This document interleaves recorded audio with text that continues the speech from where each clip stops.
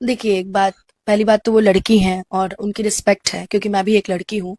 जहाँ तक बातें रही इन सब चीज़ों की, तो संबंध बनाने का मतलब ये नहीं है कि कोई ज़बरदस्ती आपसे किया था। आप खुद एग्री थे तो वो संबंध बना था।